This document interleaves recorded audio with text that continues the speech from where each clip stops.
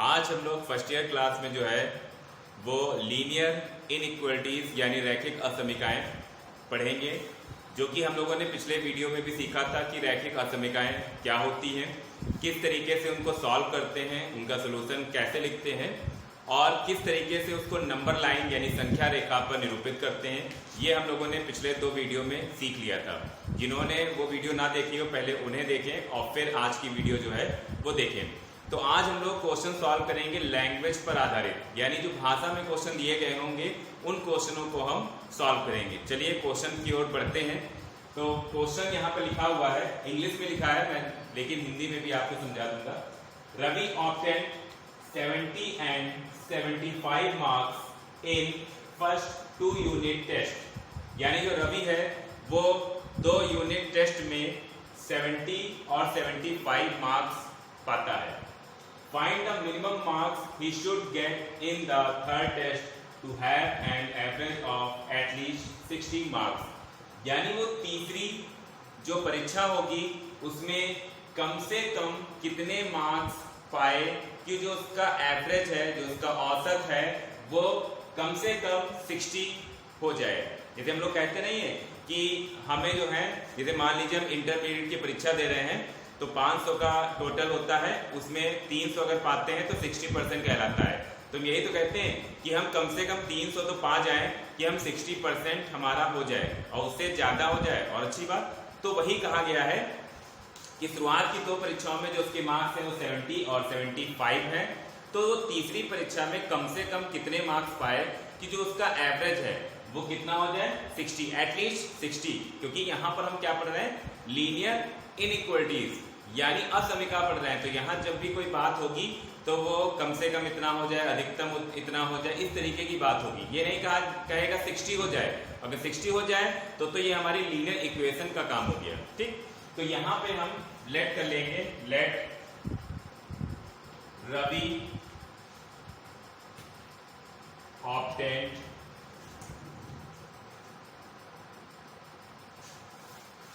let Ravi get X marks in third test, यानी जो रवि है वो थर्ड टेस्ट में कितने मार्क्स पाए, X मार्क्स पाए, तो फिर उसका क्या हो जाएगा, जो एवरेज है वो 60 हो जाएगा। ठीक, तो यहां पर कितना है एवरेज, एवरेज कितना किया गया है एटलीस्ट 60। एटलीस्ट 60 का मतलब कम से कम 60 हो जाए, यानी 60 हो सकता है और 60 से ज्यादा भी हो सकता है। तो इसका मतलब साइन कौन सा लगेगा, ग्रेटर देन इक्वल, यानी जो एवरेज है या तो 60 हो यानी बराबर हो, या तो 60 से ज्यादा हो यानी ग्रेटर देन हो। तो एवरेज ग्रेटर देन इक्वल 60। तो पहली परीक्षा में कितने मार्क्स पाया 70, सेकेंड में कितने पाया 75 और थर्ड में हमने कितना लेट किया X पाया। एवरेज क्या होता है, जिनका भी एवरेज निकालना है उनको ऐड करते हैं और जितने हैं उससे डिवाइड करते हैं।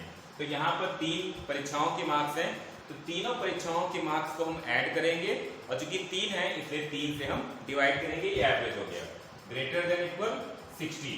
अब ये हमारी लीनियर इनइक्वेशन बन गई जैसे हम लोगों ने पीछे सॉल्व किया था। तो इसको हम कैलकुलेट कर लें तो 145 plus x cross multiply greater than equal 180, तो x greater than equal 180 minus 145, तो यहाँ x ग्रेटर देन इक्वल कितना हो गया 35। इसका मतलब ये है, देखिए x की वैल्यू 35 या 35 से ज्यादा हो।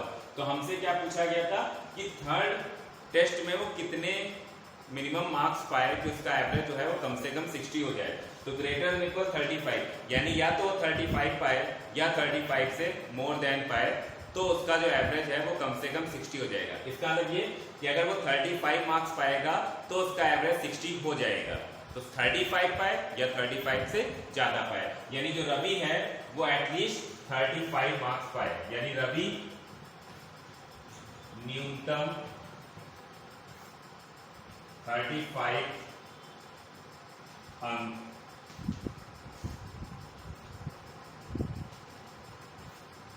तीसरी परीक्षा में पाए। ठीक, तो यहाँ मैंने हिंदी में लिख दिया ताकि आपको और ज्यादा अच्छी तरह समझ में आ जाए। तो क्वेश्चन कहने का मतलब ये था कि जो हमारी जिस तरह से हम लीनियर इक्वेशन में हम पढ़ते थे और इक्वेशन बना के सॉल्व करते थे, उसी प्रकार से इन इक्वेशन में भी पढ़ के इसको सॉल्व करेंगे। एक क्वेश्चन और देख लेते हैं।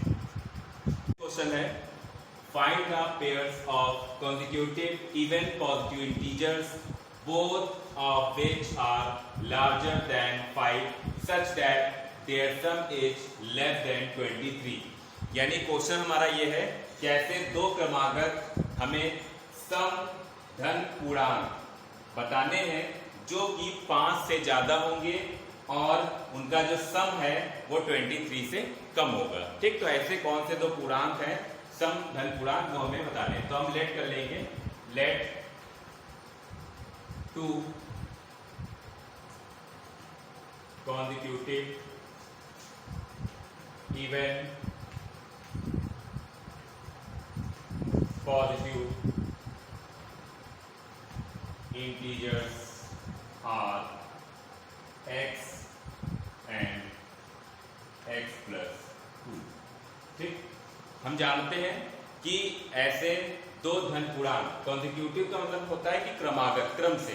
ठीक, तो पहला हमने x मान लिया, क्योंकि इवन पॉजिटिव इंटीजर है। हम जानते हैं कि इवन नंबर या फिर ऑड नंबर उनके बीच में डिफरेंस कितना होता है, 2 का डिफरेंस होता है। इसलिए पहला हमने क्या मान लिया x और दूसरा क्या हो जाएगा x प्लस 2।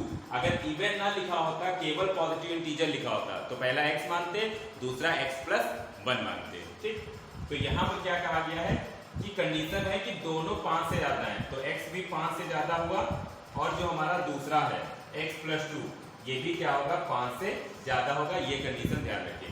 उसके बाद कहा गया है सम, यानी देयर सम, उनका जो सम है वो क्या लिखा है लेस देन 23, यानी जो सम है वो 23 से कम है। ठीक, लेस देन ग्रेटर देन ये लगेगा। अगर एटलीस्ट या एटमोस्ट की बात आती है तो वहां पर साथ में इक्वल का भी साइन लगेगा। तो सम क्या होगा, पहला प्लस दूसरा लेस देन 23, इनको ऐड कर दिया, 2x 2 उधर ले गए तो 23 से 2 माइनस हो जाएगा, तो 2x less than 21, x less than 21/2। इसको हम क्या लिखेंगे, x लेस देन 10.5। ठीक, यानी x की जो वैल्यू है वो 10.5 से कम है। ठीक, तो 10.5 से कम यानी 10.5 से कम इवन, तो 10 हो सकती है, 8 हो सकती है, 6 हो सकती है। ठीक, 5 देखिए 10.5 यानी 10.5, तो 10.5 से कम है, तो 10.5 से छोटा इवन नंबर यानी सम संख्या कौन सी होगी, 10.5 से छोटी सम संख्या 10 होगी, फिर 8 होगी, फिर 6 होगी, 4 नहीं हो सकती है क्योंकि शुरुआत में ही कंडीशन क्या कह दी गई है कि दोनों नंबर 5 से ज्यादा होंगे, तो ज्यादा ही हो सकते हैं। तो अगर पहला नंबर 10 हो गया तो दूसरा कितना होगा 12, क्योंकि 2 ऐड करेंगे। अगर पहला 8 हो गया तो दूसरा कितना हुआ 10, अगर पहला 6 हो गया तो दूसरा कितना हुआ 8।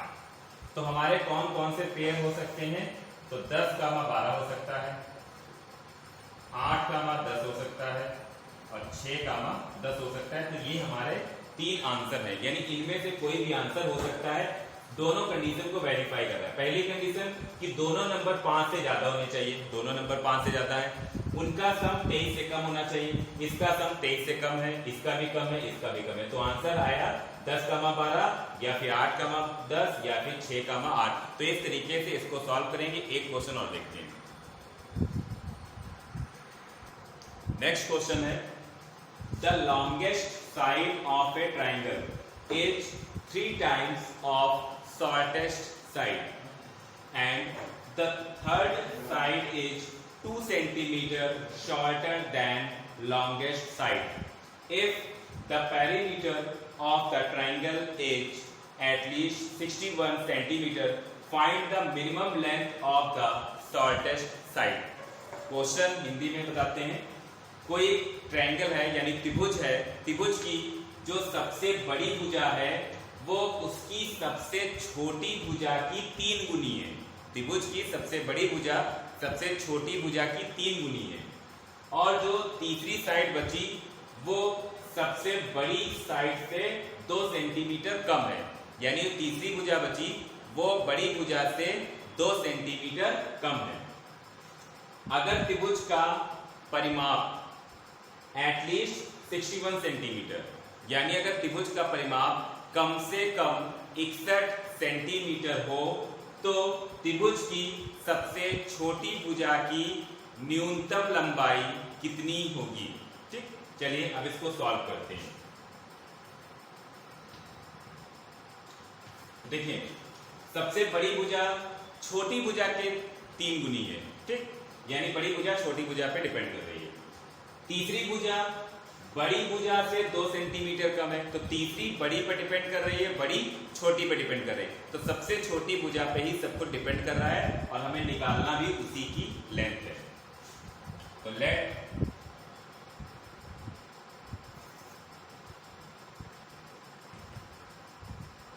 Minimum length of shortest side is x centimetre. हमने मान लिया कि जो हमारी शॉर्टेस्ट साइड है उसकी लेंथ कितनी है, x सेंटीमीटर है। ठीक, तो लॉन्गेस्ट साइड कितनी हो गई, लॉन्गेस्ट साइड कितनी है, छोटी भुजा से 3 गुनी, तो x है छोटी, तो बड़ी भुजा कितनी हो गई 3 गुनी। और जो थर्ड साइड है वो कितनी हो गई, बड़ी भुजा से 2 सेंटीमीटर कम, बड़ी कितनी 3x, इससे 2 कम, तो ये हमारी हो गई सेंटीमीटर। ठीक, अब इसका पेरीमीटर, पेरीमीटर का मतलब परिमाप, यानी जो परिमाप है वो कितना है, एटलीस्ट 61, यानी कम से कम 61, तो कम से कम 61 का मतलब 61 या उससे ज्यादा। पेरीमीटर क्या होता है, तीनों साइड का सम, तो छोटी भुजा प्लस बड़ी भुजा प्लस तीसरी भुजा, तीनों भुजाओं को जोड़ते हैं तो पेरीमीटर यानी परिमाप आ गया ग्रेटर देन इक्वल 61। इनको ऐड करेंगे तो 7x, इसको उधर ले जाएंगे तो 61 में ऐड हो जाएगा 63, यानी x ग्रेटर देन इक्वल 9, इसे कैंसिल हो जाएगा, x ग्रेटर देन इक्वल 9। इसका मतलब है कि x या तो 9 है या तो 9 से ज्यादा है, तो सब कम कितना हुआ, यानी मिनिमम कितना हुआ,